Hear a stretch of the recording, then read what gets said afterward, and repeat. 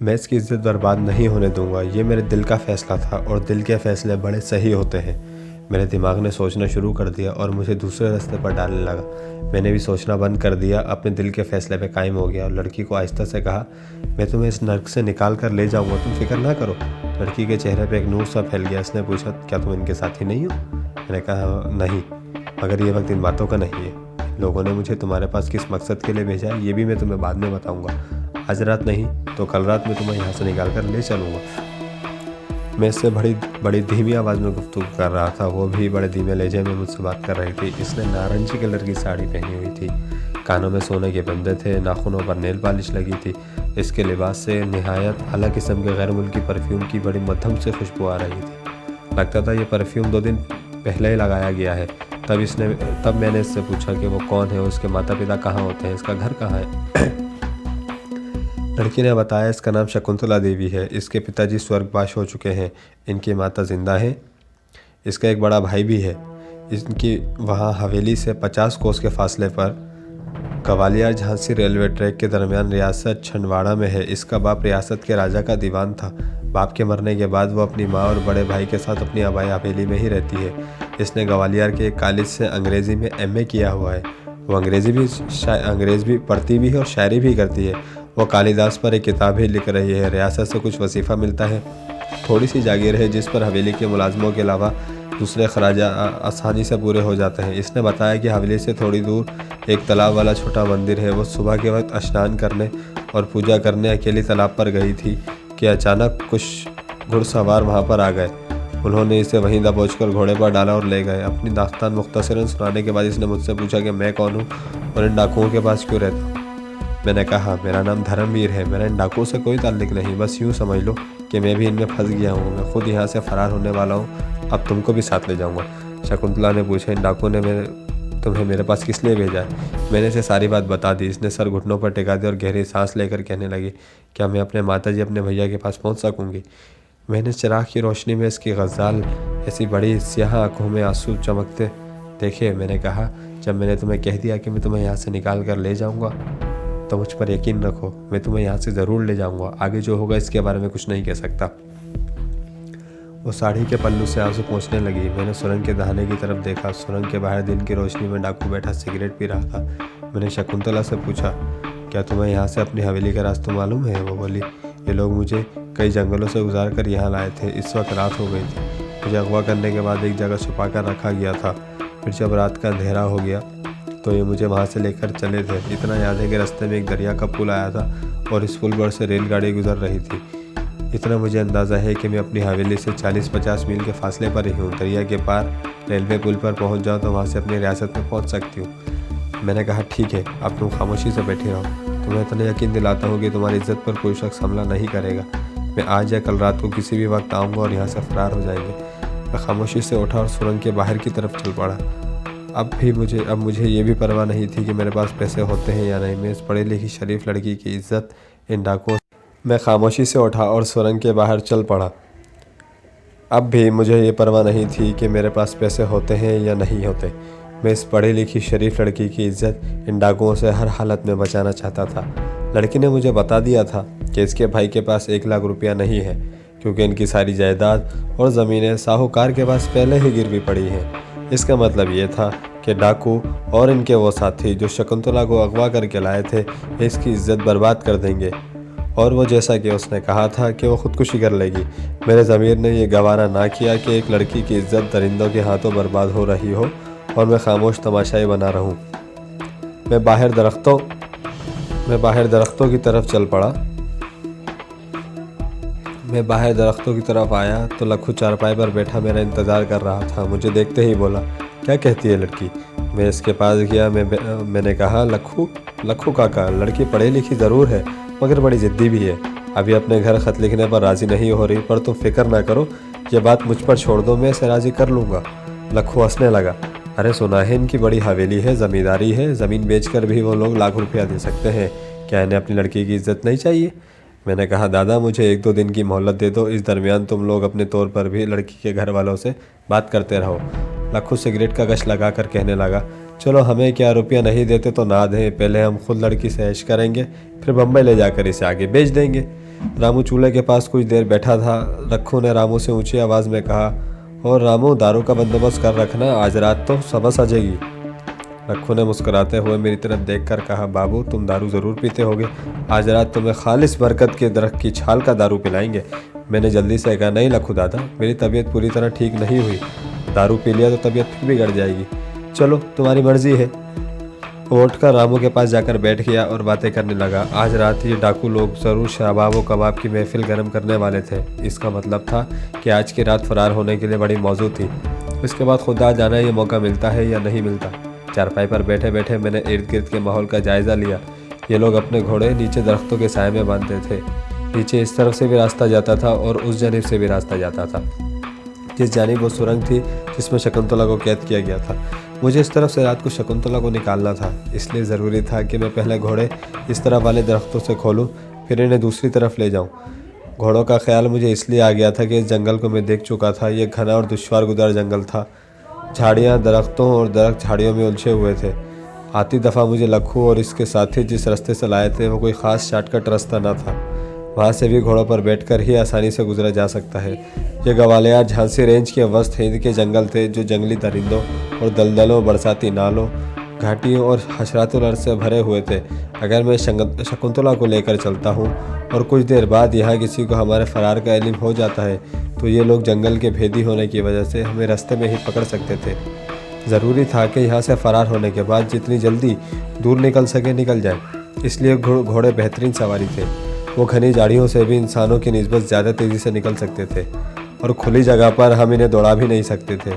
ख़तरा अगर था तो ये था कि घोड़ों को पकड़ते और सुरंग की दूसरी तरफ लाते वक्त वो ज़ोर से हनहनाना और टापे मारना ना शुरू कर दें, क्योंकि मैं इनके लिए अजनबी था। शाम हो गई तो डेरे पे दरख्तों के नीचे शराब व कबाब की महफिल का एहतमाम शुरू हो गया। दोनों चूल्हों पर जंगल से मारकर लाए हुए हिरन का गोश्त पकने लगा। रामू दोपहर को ही किसी गरीबी गांव से बरगद की छाल की शराब लेने चला गया था। शाम को आया तो कपड़े में 6 बोतलें बांधकर घोड़े के आगे रखी हुई थी। मैंने सोचा अगर हमें आज रात ही निकलना है तो क्यों न शकुंतला को जाकर खबरदार कर दूं कि वो तैयार रहे, हम आज रात भाग रहे हैं। मैं आसानी से इसके साथ मिल सकता था। मैंने लखू दादा से कहा कि मैं लड़की के पास जाकर एक बार फिर दबाव डालकर देखता हूँ, वो अपने घर वालों के नाम ख़त लिख दे। लखू खुश होकर बोला, ठाकुर बाबू, ये तुम्हारी बड़ी नेकी होगी। मैं इसमें लड़की का ही भला है, वरना इसकी बोटी भी इसके घर वालों की हाथ ना आएगी। सारी उम्र अपनी बेटी के लिए रोते रहेंगे। मैंने दिल में कहा, मेरे खुदा ने चाहा तो ऐसा कभी नहीं होगा। मैं सुरंग की तरफ जाने लगा तो लखू बोला, इसे बता देना कि अगर कल तक इसने ख़त ना लिखा तो फिर इसके साथ वो सलूक शुरू हो जाएगा तो जो तमाशबीन बदमाश औरतों के साथ करते हैं। हाँ जाओ, सुबह में गाँव से बड़े कागज़ और पेंसिल भी मंगवा लूँगा। यहाँ हमारे पास कागज़ नहीं है, कोई पेंसिल कलम भी नहीं है। मैंने कहा, तुम फिक्र ना करो, कल तुम्हें लड़की का ख़त ज़रूर मिल जाएगा। लखू खुश इस तरफ चल दिया जिधर दरख्तों के नीचे दरी बिछी थी। शराब की बोतलें रख दी गई थी और कांसी के छोटे छोटे गिलास भी आ गए थे। तकरीबन सारे आदमी वहाँ जमा एक दूसरे से हंसी मजाक कर रहे थे और गोश्त पकता देख रहे थे। मैं खामोश जैसे बादल खवास्ता चलता जंगल की तरफ हो गया। सुरंग के बाहर एक डाकू बराबर पहरे पर मौजूद था। मुझे इसकी फिक्र नहीं थी, मैं इसे बड़ी आसानी से रात के वक्त काबू कर सकता था। अगर मुझे कमांडो ऑपरेशन करना होता तो ये सारे लोग भी मेरे सामने कोई रुकावट नहीं थे। लेकिन इन लोगों ने मेरे साथ बड़ा इजहार किया था, ख्वाह अपने लालच के लिए ही सही, लेकिन मैं इनके हुस्न सलूक और मेहमान नवाजी का बदला इन लोगों की गर्दनें तोड़कर नहीं देना चाहता था। सुरंग के बाहर पहरा देने वालों ने मुझे देखा और खामोश रहा। मैं सुरंग के अंदर चला गया। शकुंतला सफ पर दीवार की तरह मुँह किए पड़ी थी। मेरे कदमों की आहट सुनकर जल्दी से उठ बैठी। चिराग जल रहा था। मुझे देखा तो चेहरे की परेशानी कतरे दूर हो गई। मैंने इसके करीब बैठते हुए कहा, हमें आज रात किसी वक्त निकलना होगा। वो चेहरे पर आई हुई बालों की लट से हाथ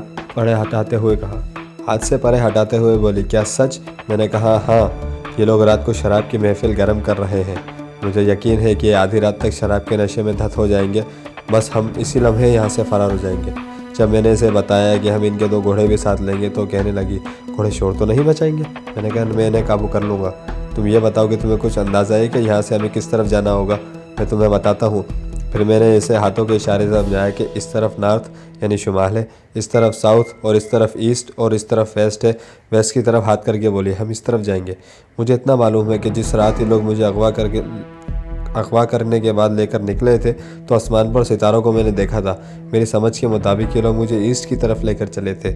ओके, मैंने उठते हुए कहा, मैं आधी रात के बाद किसी भी वक्त आ सकता हूँ, तुम तैयार रहना। ओके, शकुंतला ने कहा और आंखों ही आंखों में जैसे उसने मेरा शुक्रिया अदा किया। फिर मेरी तरफ पलट कर बोला, बाबू नीचे नदी पर जाओगे? मैं सुरंग से निकलकर वापस आ गया। अभी शाम का अंधेरा नहीं छाया था। मैं रात होने से पहले इस पगडंडी का जायजा लेना चाहता था जहाँ से घोड़ों को लेकर मुझे सुरंग की दूसरी तरफ जाना था। जब मैं सहन की पथरीली सीढ़ी से उतरकर नीचे जिधर घोड़े बंधे हुए थे जाने लगा तो लखू ने मुझे देखकर बोला, बाबू कहाँ जा रहे हो? इधर तो आओ, मैं तो तुम्हारा इंतज़ार कर रहा था। मैं भूल ही गया था कि मैं लखू को ये कहकर शकुंतला के पास गया था कि मैं इसे ख़त लिखने के बारे में दबाव डालने जा रहा हूँ। मैंने हंसकर कहा, दादा मैं तुम्हारी तरफ ही आ रहा था, तुम्हें मसरूफ़ देखा तो सोचा पहले जाकर नदी पर हाथ मुँह धो लूँ। इस वक्त लखू दरी पर अपने डाकू साथियों के पास बैठा बातें कर रहा था और सिगरेट फूंक रहा था। मैं जल्दी से इसके पास चला गया। क्या कहती है राजकुमारी? मैंने कहा, दादा मैं तुम्हें खुशखबरी देना चाहता हूँ, लड़की ख़त लिखने पर राज़ी हो गई है। कल 1-2 कागज़ और पेंसिल कहीं से मंगवा लेना। लखू ने मेरे कंधे पर हाथ रखकर दबाते हुए कहा, बाबू आखिर पढ़े लिखे हो, तुम्हारी पढ़ाई का जादू चल ही गया। रामू रे रामू, कल बंजरिया को गाँव भेजकर कापी पेंसिल तो मंगवा लेना। रामू चूल्हे के पास बैठा हंडिया में दोई जलाते हुए बोला, मंगवा लूँगा दादा, तुम दारू की बोतल खोल दो, गोश्त तैयार हो गया। लखू ने कहा, ज़रा सूरज तो छिप जाने दो, इसने देख लिया भगवान के आगे जाकर सर शिकायत करेगा कि हम दारू पीते रहे थे। फिर मेरी तरफ पलट कर बोला, बाबू नीचे नदी पर जाओगे क्या? मैंने कहा, हाँ दादा, ज़रा हाथ में धोना चाहता हूँ। इसने एक आदमी को आवाज़ देकर कहा, अरे भगवारे, जा रे बाबू का नीचे नदी पर हाथ मुँह तो धुलवा दे। मैं आपको बता चुका हूँ कि ये लोग बराबर मेरी निगरानी करते रहे थे। इनके नज़दीक मैं भी सोने का अंडा देने वाली मुर्गी थी, क्योंकि इनके ख्याल में मेरे पास सोने की डलियाँ और हंडिया का राज था। एक डाकू मेरे साथ हो गया। इसने कंधे पर बंदूक डाल रखी थी। वो मेरे पीछे पीछे चल रहा था। नीचे एक खुली जगह पर दरख्तों के नीचे 6-7 घोड़े बंधे घास वगैरह खा रहे थे। मैंने देखा वहाँ से एक छोटी सी पगडंडी टीले के नीचे से बल खाती हुई सुरंग के दूसरे रास्ते की जानिब निकल गई थी। मुझे रात को घोड़ों को लेकर इस पगडंडी से गुजरना था। मैंने नीचे नदी पर जाकर मुँह हाथ धोया, ठंडा पानी पिया और वापस हो लिया। वापसी पर भी मैंने जाए वारदात का सरसरी सा जायज़ा लिया। मेरे लिए इतना ही काफ़ी था। जब रात हो गई तो इन लोगों के धमाचौकड़ी शुरू हो गई। शराब की बोतलें खुल गईं। वापसी पर भी मैंने जाए वारदात का सरसरी सा जायज़ा ले लिया। मेरे लिए इतना ही काफ़ी था। जब रात हो गई तो इनकी धमाचौकड़ी शुरू हो गई। शराब की बोतलें खुल गईं। शोर शराबा मचने लगा। मैं इस ख्याल से झोपड़ी के अंदर जाकर चारपाई पर लेट गया कि बाहर रहूँगा तो लखू ज़रूर मुझे शराब पीने पर मजबूर करेगा। मैं शराब को हाथ भी नहीं लगाना चाहता था। बाहर शराबी डाकुओं की मंडली जम गई थी। थोड़ी देर बाद इनकी हू हाउ शुरू की आवाज़ें बुलंद होना शुरू हो गई थी। मेरे पास घड़ी रही थी। वक्त का मुझे कोई अंदाज़ा भी नहीं था। मुझे वक्त मालूम करने की ख़ास ज़रूरत भी नहीं थी। मैं तो इन लोगों के शराब में धत होने का इंतज़ार कर रहा था। बाहर से ढोलक बजने और गाने की आवाज़ें आने लगी। ये धमाचौकड़ी काफ़ी देर तक जारी रही। इतने में एक आदमी मेरे लिए रोटी और हिरन का बना हुआ गोश्त लेकर आ गया। मैंने इससे पूछा, सुरंग में जो लड़की कैद है, इसको भी खाना दिया है या नहीं? इसको तो मैं 2 घंटे पहले ही दे आया हूँ। सरदार ने कहा, अगर शराब पीनी है तो आ जाओ। सरदार से कहो शुक्रिया, मुझे नींद आ रही है और सुबह उठकर मुझे लड़की से ख़त भी लिखवाना है। ख़त लिखवाने की बात मैंने इसलिए की थी कि ये सुनकर लखू मुझे शराब पीने पर मजबूर नहीं करेगा, ताकि मैं सुबह होशमंदी की हालत में लड़की से ठीक ठीक ख़त लिखवा सकूँ। वो आदमी चला गया। मैंने चारपाई पर बैठकर खाना खाया। मिर्चें बहुत थी। पानी पिया और सिगरेट सुलगाकर लेट गया। ये सिगरेट मुझे लखू ने दिए थे। भारतीय सिगरेट थे, बड़े सख्त और घटिया थे, मगर मुझे सब कुछ खा पी कर हजम कर लेने की तरबियत दी गई थी। मैं आला से आला और घटिया से घटिया सिगरेट पी सकता था और मेरा गला ख़राब नहीं होता था।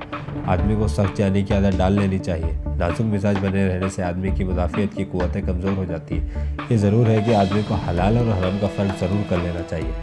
खैर, मैं चारपाई पर लेटा सिगरेट पी रहा था, मगर मेरे कान बाहर की आवाज़ों पर लगे थे। शराबियों ने शोर मचा रखा था। शायद वो किसी आदमी से नंगा डांस करवा रहे थे। जैसे जैसे रात गुजरती गई इनकी आवाज़ें ख़त्म होना शुरू हो गई। अब बाहर से किसी वक्त किसी की आवाज़ आ जाती कि फ़ला कहाँ है, फ़ला ने बोतल कहाँ से भाई है, मुझे और दारू दे दो रामू रे। कुछ और वक्त गुजर गया। फिर बाहर गहरी खामोशी छा गई। मैं आहिस्ता से उठकर झोपड़ी के दरवाजे पे आ गया। मैंने देखा दरख्त की शाख के साथ उल्टी हुई लटकी हुई लालटेन जल रही है। नीचे दरी पर शराब में धत सारे आदमी बेहोश पड़े थे। कोई इधर पड़ा था, कोई उधर पड़ा था। मैंने गौर से माहौल का जायज़ा लिया।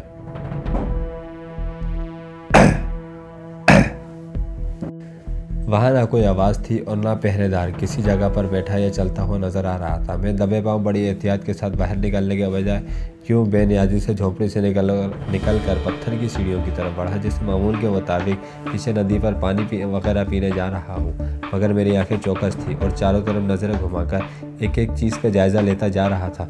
ये लोग मुझसे दूर दरी पर धत पड़े थे।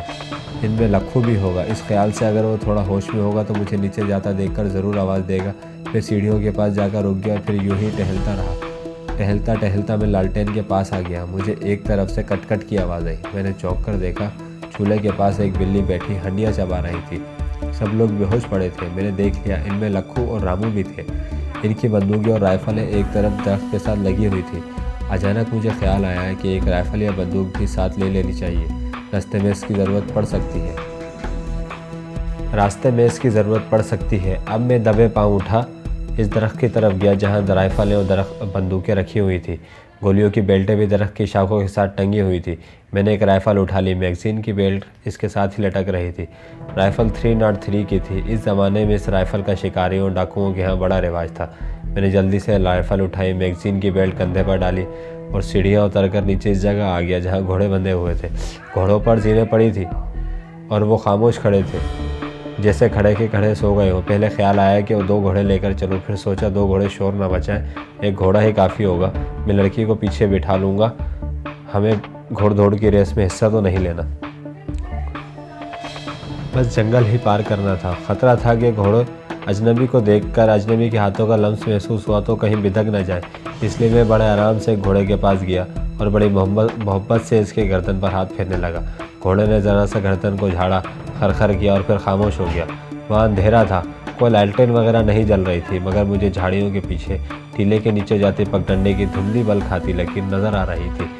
मैंने आहिस्ता से घोड़े की बाग दरख्त की शाख से खोली और बड़े आराम से घोड़े को लेकर झाड़ियों में से गुजरने लगा। मैं इस ख्याल से पगडंडी पर ना लाया कि इसके टापों की आवाज़ पैदा होगी और मुमकिन है आसपास कोई डाकू सो रहा हो, वो बेदार हो जाए। ये मेरी इंतहाई एहतियात थी। कुछ दूर घोड़े को झाड़ी और घास में चलाने के बाद मैं आगे जाकर इसे ऊपर चढ़ा, फिर पगडंडी पर ले आया।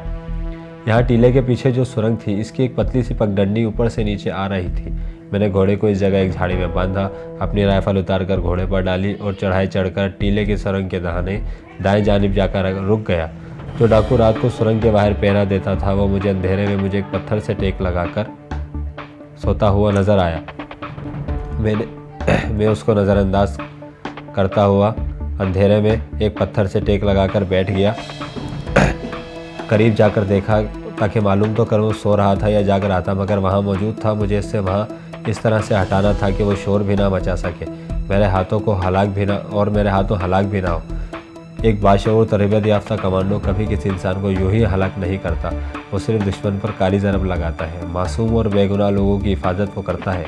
मैं दबे पाँव शबनम में भीगी हुई घास में चलता हुआ अंधेरे में सुरंग की एक तरफ होकर रुक गया। मैंने करीब ही एक पत्थर फेंका। पत्थर की आवाज़ पर डाकू उठ खड़ा हुआ। वो जाग रहा था। जिस तरफ से आवाज़ आई थी वो इस तरफ चल दिया। वो मेरी तरफ आ रहा था। मैं अपने हिसाब से एक तरफ हो गया और वो बिल्कुल मेरे करीब से होकर आहिस्ता से गुजरा। मैंने अपना बायां हाथ सामने की जानिब से इसकी थोड़ी के ऊपर इसकी गर्दन में डाल दिया। अगर मैं इसे ज़ोर से झटका देता तो इसकी गर्दन फ़ौरन टूट जाती, मगर मैं इसे हलाक नहीं करना चाहता था। इसे पकड़ना और कानून के मुताबिक सज़ा देना इस इलाके की पुलिस का काम था। वो मेरा दुश्मन नहीं था। वो मेरे मुकाबले पर भी नहीं उतरा था। वो मेरे रास्ते में हायल हुआ था। मैं इसे हलाक किए बगैर अपना रास्ता हटा सकता था। चुनांचा मैंने इसकी गर्दन को अपने बाजू में दबोच कर सिर्फ इतनी सी देर के लिए इसके फेफड़ों में जाने वाली ऑक्सीजन बंद कर दी, जितनी देर में वो सिर्फ बेहोश हो सकता था। जब मुझे यकीन हो गया कि वो बेहोश हो गया तो मैंने पहला काम ये किया कि इसकी बंदूक दूर झाड़ियों में फेंक दी। फिर इसके सर पर बंधा हुआ साफ़ा उतारकर इसके मुँह में ठूस दिया। अगर वो होश में आ भी जाए तो भी फौरी तौर पर शोर ना मचा सके। इस काम से फारिग होते ही मैं दौड़कर सुरंग में दाखिल हुआ। शकुंतला जाग रही थी। मैंने उससे कहा मेरे साथ आ जाओ। वो मेरे पीछे पीछे चल पड़ी। हम टीले के नशीब से उतरकर घोड़े के पास आए। मैंने इसे सहारा देकर घोड़े पर बिठाया, राइफल कंधे पर डाली और ख़ुद इसके आगे घोड़े पर बैठ गया। घोड़े को चलाता हुआ जनूब की जानिब उतराई पर डाल दिया। शकुंतला मेरे साथ लगकर बैठी हुई थी। इसके बैठने का अंदाज़ बता रहा था कि वो घोड़े पर बैठने की आदी है। टीले की उतराई नीचे दूर तक चली गई थी। फिर हमवार मैदानी जंगल शुरू हो गया था। हर तरफ अंधेरा था। मैंने शकुंतला से पूछा, हम ठीक सिंध में जा रहे हैं? इसने कहा मेरा ख्याल है कि ठीक जा रहे हैं। रास्ते में एक बार फिर मैंने इससे अंग्रेज़ी में बात की तो इसने मुझसे पूछा तुम पढ़े लिखे आदमी हो, इन डाकुओं में कैसे आ गए? मैंने अंग्रेज़ी में ही जवाब दिया तो मैं तुम्हें फिर कभी बताऊँगा। दरख्तों और झाड़ियों और ऊंची ऊंची घास में से इस तरह से गुजर रहा था जैसे वो इस किस्म के दुश्वार गुजार रास्तों का आदी हो। वो किसी जगह रुका नहीं था, मैं इसे दौड़ा भी नहीं सकता था, इसे दौड़ाने के लिए वहाँ जगह नहीं थी, लेकिन घोड़े को मैं जितनी तेज़ तेज़ चला सकता था चला रहा था। अपने कयास के मुताबिक मैं अपनी सिमत को मगरिब की तरफ बरकरार रखे हुए था। दरख्त एक दूसरे के साथ उगे हुए थे, कहीं कहीं पत्थर ज़मीन से बाहर निकल आए थे जिस पर चलने से घोड़े के टापों की आवाज़ पैदा हो रही थी। मगर अब हम डाकुओं की कबीनगाह से दूर निकल आए थे। ख़त्म।